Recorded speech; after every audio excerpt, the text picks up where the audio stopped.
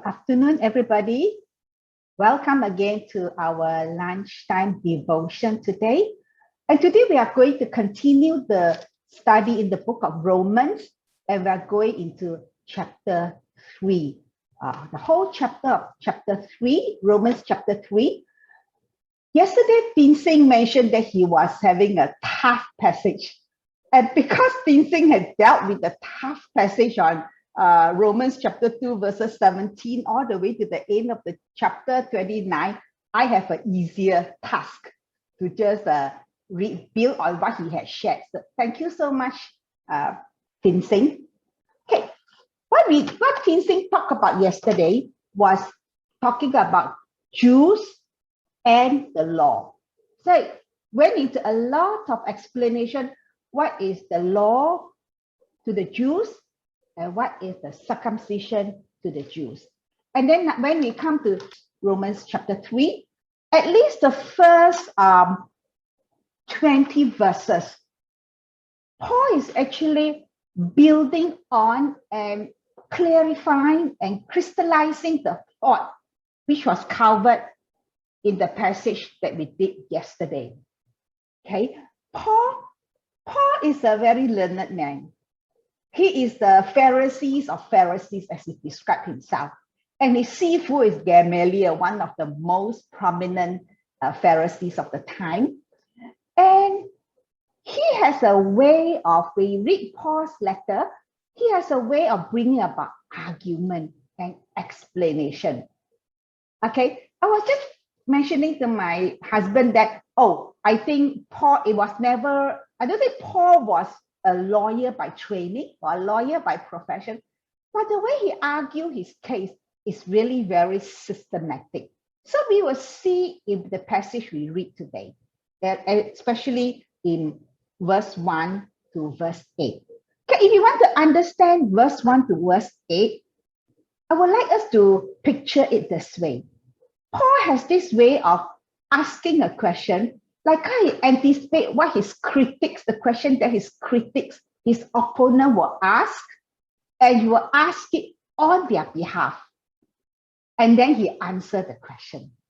So when we read verse 1 to verse 8, we can picture in mind, this question is asked, the question is put forth, or Paul expected it to be put forth by his opponents, his critic, and then Paul gave the answer. Okay, with that background, let's jump into chapter 3, verse 1. Paul said in a question, and I said this, you can imagine it's a question that he would be asked probably. What advantage then is there in being a Jew? Or what value is there in circumcision? So there are these two questions that raised up, and both are pertaining and referring to what we did yesterday on the Jews, being a Jews, having the law, and what is the value of circumcision. So after Paul has explained to them in the second part of chapter 2, Romans chapter 2, that what he said is, a person, verse 28, a person is not a Jew who is one only outwardly, nor is circumcision merely outward and physical. No, a person is a Jew who is one inwardly, and circumcision is circumcision of the heart by the Spirit, not by the written code. So this was kind of the conclusion, Paul, after he explained the whole thing about Jew and the law. And then he can expect the Jew to ask them two questions. Then what is there any advantage in being a Jew? Or what is the purpose of circumcision? Okay, and then Paul's answer is much in every way. Okay, so Paul is saying, you are a Jew, you have a lot of advantage.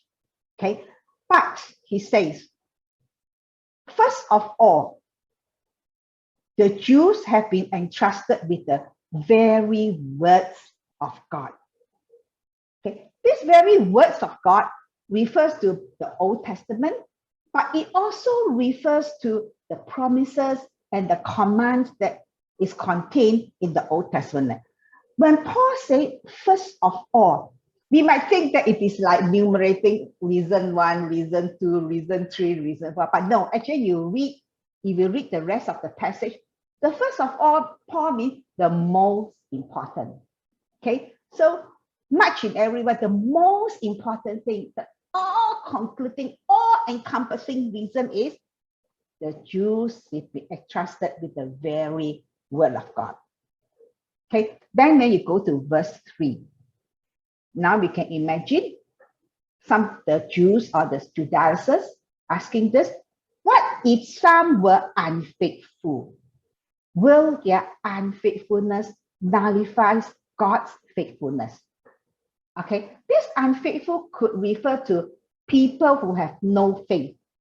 Okay, they mean the Jews or non-Jews who do not, especially Jews who do not believe in Jesus. Or it could mean people who do not keep their faith. Okay, either no faith or have the faith, but not keeping it. Okay, he said, will their unfaithfulness nullify God's faithfulness? Just because people are unfaithful, the Christians are unfaithful, just because the Jews are unfaithful, does it mean cut short or nullify God's faithfulness? And what was his answer? Not at all, Paul answered them. Let God be true and every human being a liar. So Paul said, even if everybody is not true, God is true, because God is a faithful God. Then as it is written, so that you may be proved right when you speak and prevail when you judge. Paul quoted this from Psalms 51 verse 4, where he says that when God speaks, he is proven right. And when God judges, he is most judge. Okay, verse 5, this is what a question they ask again. But if our unrighteousness brings out God's righteousness more clearly, what shall we say? That God is unjust, is bringing his wrath in us? I'm using a human argument. So Paul said this is human argument. It is like Paul is envisaging the Jews asking him, well, if because of my unrighteousness, show that God, you are more righteous. Okay, because of my badness, kind of accentuate your goodness. Then isn't it unfair that you should blame me? Kind of very human, I understand, human argument, right? I help you to look good. Okay, then you mustn't blame me. Maybe you should treat me nicely because I'm the one who made you look righteous. Okay, and Paul answers, certainly not. If that were so, how could God judge the world? So Paul said, even you are unrighteous, he cannot use that and say that God is not fair. Verse 7, there's somebody else asked this question. If my falsehood enhances God's truthfulness and so increases his glory, okay, why am I still condemned as a sinner? Same way of argument.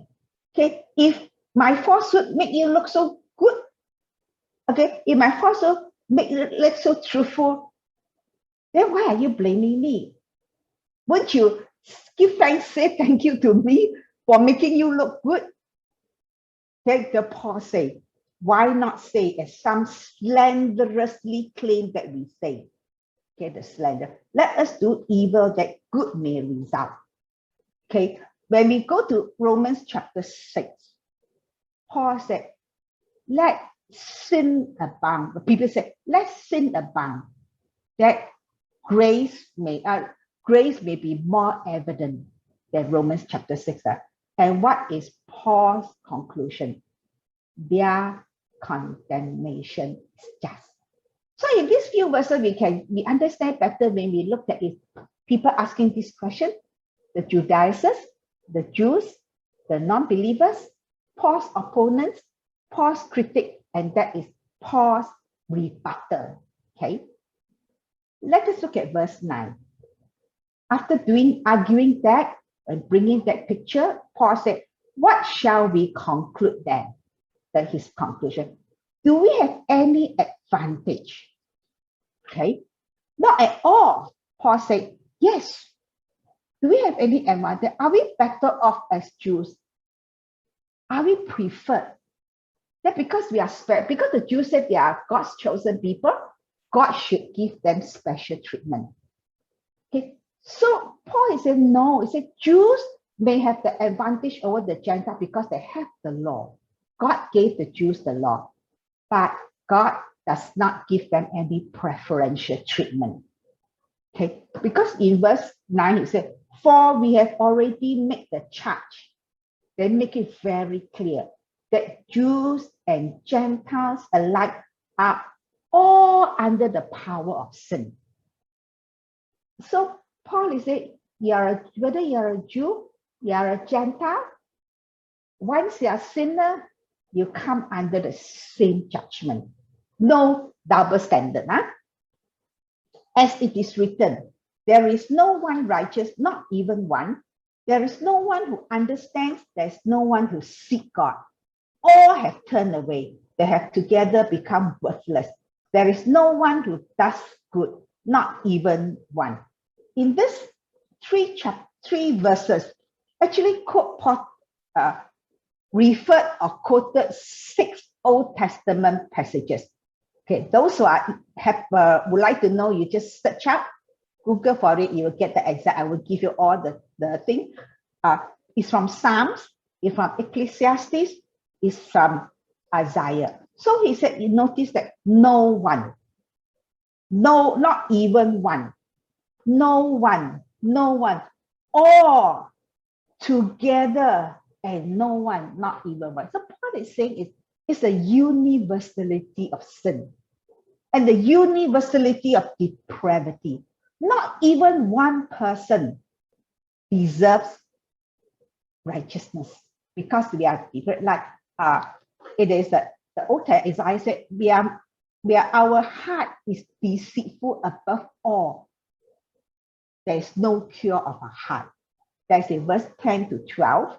Okay, whereas verse 13 to 18, it brings out the result of what was said earlier, because no one is righteous. We are all depraved.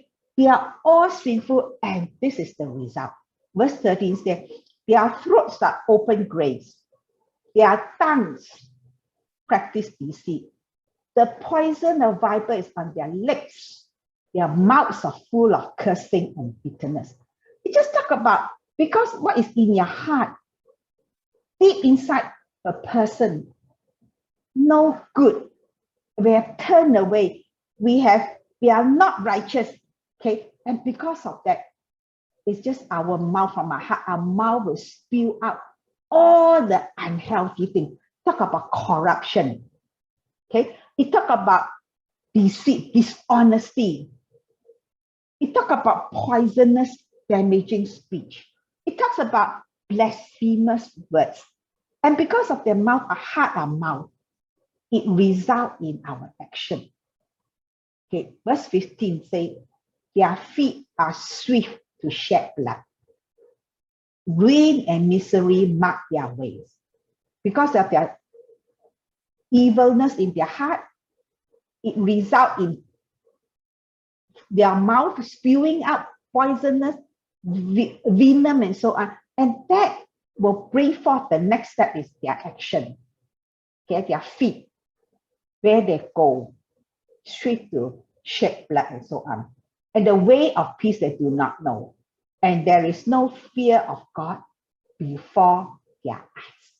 I think they said before it's not so much what they see, but I think it's just because they're before their whole worldview, their whole ways of looking at things is so depraved.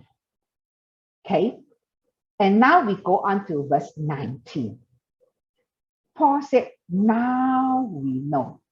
So Paul, like said, in conclusion, I want to sum it up. Now we know that whatever the law says, it says to those who are under the law.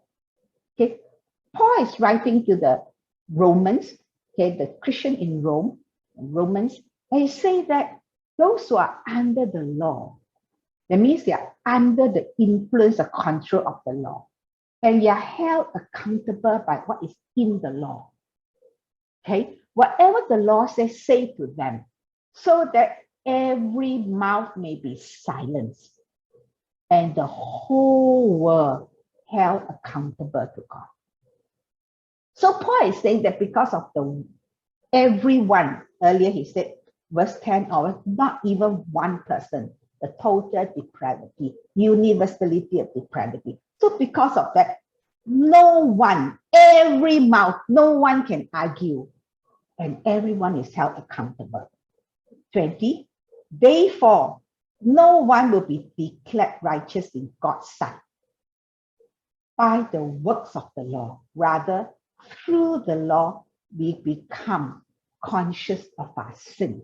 What Paul is saying that the whole Mosaic law, the whole Mosaic do not justify us.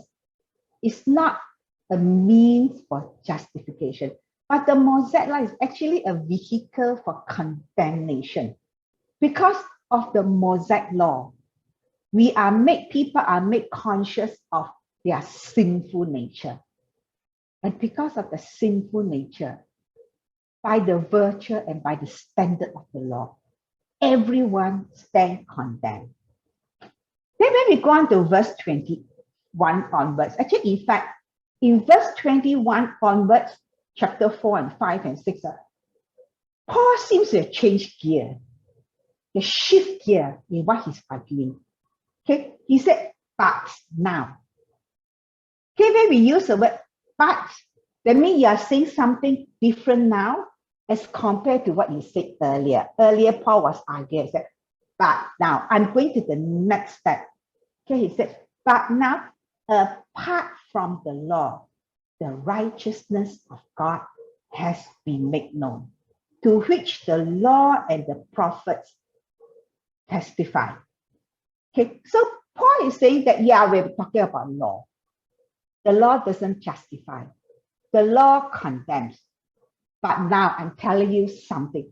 Apart from this law, which condemns you, which doesn't save you, God had given us a chance, a different pathway to righteousness. Okay? And this one, he said, this pathway, this new way, is what the law and the prophets, okay, the Old Testament, the 5 books of the Torah, together on all the prophetic books, testify to it. Okay? This righteousness is given to faith in Jesus Christ to all who believe. There is no difference between Jews and Gentiles. Because earlier in verse 10, it said, everyone, whether you are Jew, you are Gentile, you are all sinners.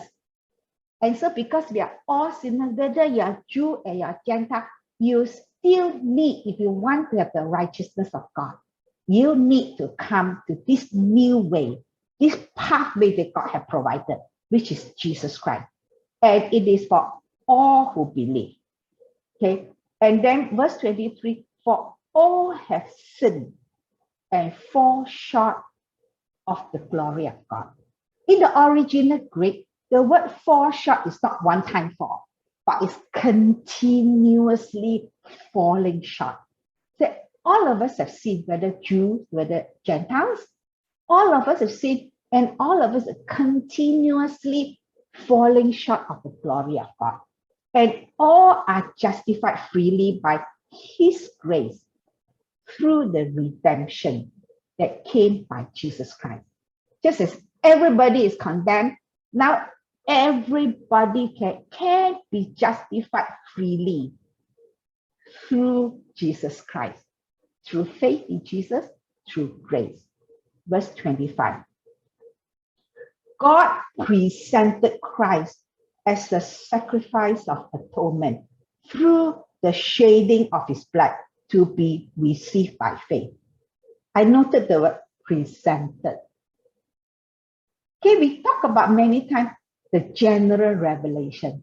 Okay, in Romans chapter 1, we said, Paul said, no one has excuse Because from creation, God has revealed himself.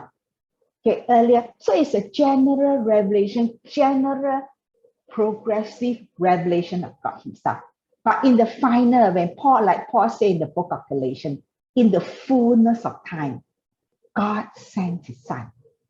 God presented and now show it to you, give it to you, Jesus, as a sacrifice of atonement. What is atonement? Atonement means make amends. Okay, because of man's universality of sin, everybody has sinned. And that sin has to be dealt with. The consequences of sin has to be dealt with. And how to amend for it, how to atone for it is Jesus Christ. Okay, and another, I think it's some other version use the word propitiation, another big theological. Propitiation means you have to make peace. You have to make it easier to be able to pay the price of it, okay, to satisfy the demand. Okay, people are sinful and God is righteous. So in order to satisfy the demand, God's holiness, Jesus came as a propitiation so that God's justice of God is satisfied by Jesus dying on the cross. Okay, then the second part of verse 25, he said he did this, Jesus did this, or God did this to demonstrate his righteousness. Okay, verse 26, he did it to demonstrate his righteousness. God sent Jesus to demonstrate, to show that his requirement of the punishment of the law of the sin can be propitiated and can be atoned and mended. Verse 25, the second part, because in his forbearance, he had left the sins committed beforehand unpunished. So this is a tough verse. I think Pastor may be dealing with that more when he preach on this Sunday. He said, what happened to those who came before Jesus, did not hear the gospel? So lock on Sunday to hear what Pastor is saying. But I think to me, in simple terms, probably it could mean two things.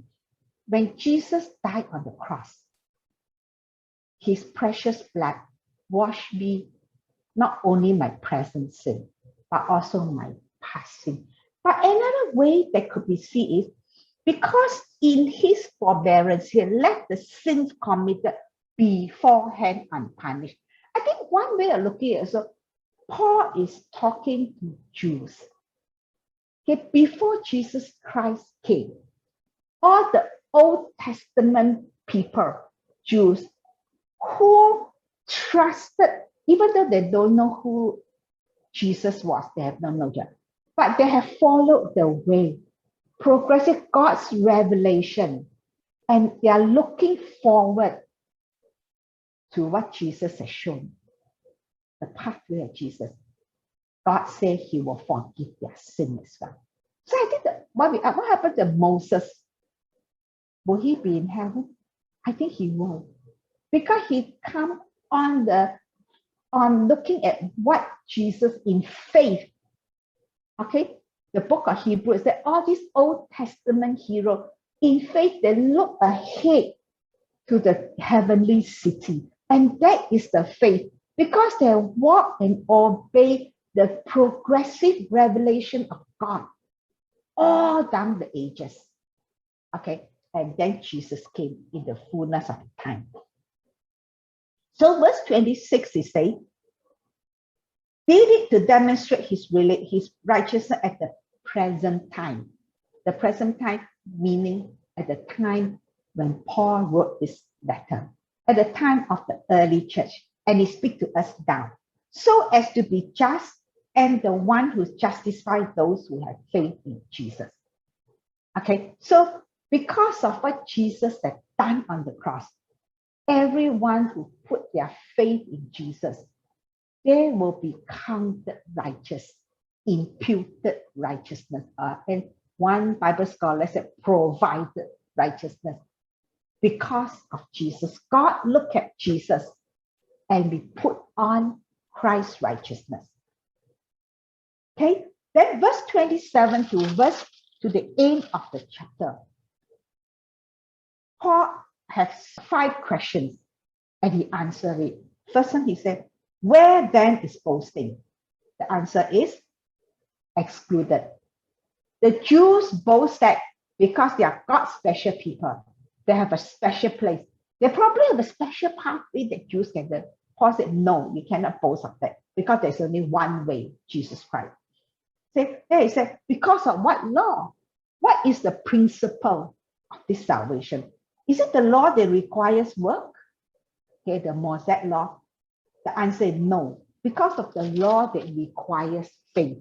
It is a new law that Jesus came. Because Jesus came not to abolish the law, but to fulfill the law and to add new meaning, clarify the law. For we maintain that a person is justified by faith apart from the works of the law. Okay, the third question, is God the God of the Jews only? The fourth question, is God also a God of the Gentiles?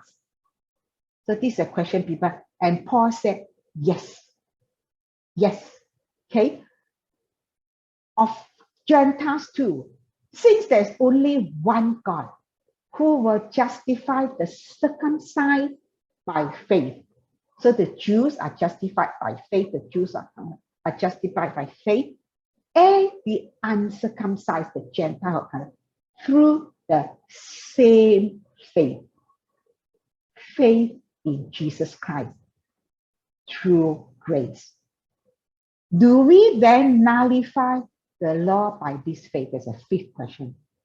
Okay, because the question asked is, because now that we have faith, does it then we nullify the law? There's a group of people that say anti-Normanism. Now that Jesus has come, we can throw away the whole law. But Paul said, not at all. Rather, we uphold the law. So there's a passage for today. So what do I take away? I think when we look at Paul, I think we can learn from Paul. When he explained the gospel, he knows his critics well. So just as when we want to share Christ with our relatives and friends, we need to know their beliefs. That's why comparative religion is very important. For us to understand what the Muslim view, worldview, the Buddhists, the Hindus, the atheists is important. And Paul presented the gospel very, very clearly. And he spent, Romans is the book, longest book. And he spent pages and pages explaining the basic tenet of the Christian faith. That is by faith. Faith in Jesus' salvation is by faith alone. And we need to know that clearly. Every one of us need to know deep in the heart that salvation is by faith, not by works, by faith alone through grace. And we need to teach this to our children, to our grandchildren, to the next generation in our discipling. So they will not fall to like easy believism. They will not fall to false teaching, but they are solidly grounded. And so I think Paul, as a Pharisee of Pharisees, as one who knows the law and knows through the law, knows the grace of Jesus, may we know and understand and hold firm the basic tenet of our faith so that we will not fall away. The Old New Testament says, as last days come, there'll be more and more false teachers, attractive teachers, really very easy to believe, full of blessing. Let us hold firm to the faith, the basic tenet, and teach it to our children, our next generation, the young people in our church. So thank you very much.